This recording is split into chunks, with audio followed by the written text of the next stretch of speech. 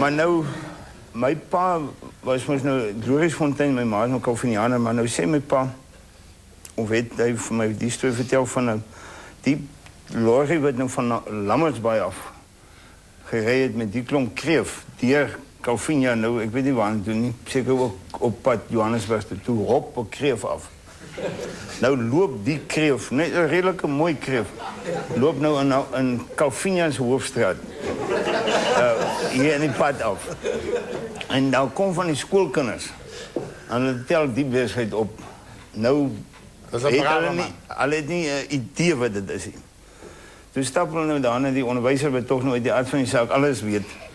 Toe gaan hulle om toe en sê vir hom, meneer, kyk, dis nou baie jare terug.